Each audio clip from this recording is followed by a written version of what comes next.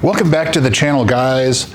Today I have sort of some bad news that I've come across, and those of you that follow me on Reddit and the social media places know that sometimes you come across some of these cars that it makes you sad to see what happens. But the topic of conversation today is if you're familiar with the movie the Black Panther, there was an atomic silver, that's kind of the goldish silver color GS-F, that was one of the cars that was used in that video or in that movie.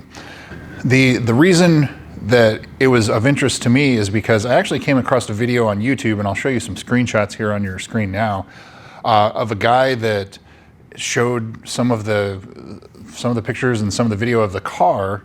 And the car only had like 1,300 miles on it, and it looks like they were filming in 2017, so the car was about a year old. They purchased it from the original owner, so it was registered and driven just a little bit, and then it was sold to the studio. And they modified it, had a roll cage, I would assume beefed up suspension, because you can see in the photos it was jumped. It had a camera mount in the trunk, so all the trunk, everything there was removed. After that, it ended up at a trade school in either Kentucky or somewhere in that area, Kentucky, Ohio, something along those lines. And there was yet another YouTube video of somebody sharing that. So here it is showing this car it's got 1,300 miles on it. The steering wheel's not on it. It's delaminating the carbon fiber trim. But the guy goes around, shows in the video, pops the hood, and on the firewall, if you zoom in really close, you can see the VIN. So I start looking through my GS-F spreadsheet, and like, okay, this kind of matches up. Atomic silver, red interior, and I had this one car that had like it had like triple-digit mileage on the spreadsheet as the last reported from like 2016. So usually when that happens, the car was either exported and there was no other record of it or something like that. But I started looking at atomic silver, and what I could make out was the VIN of this car, and sure enough, that's it.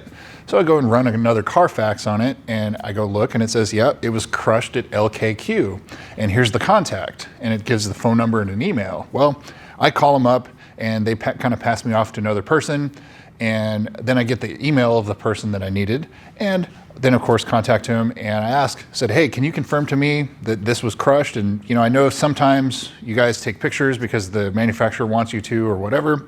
And so did you guys take pictures, anything like that? And he emailed me back. He said, of course we do, and here are the pictures.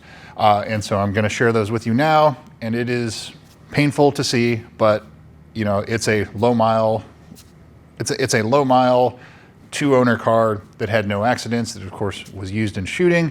And from a liability aspect, that's of course why they crush these, including manufacturers, pre-production cars, why they crush those. There's a couple of the orange ones, a couple of the yellow ones that were crushed.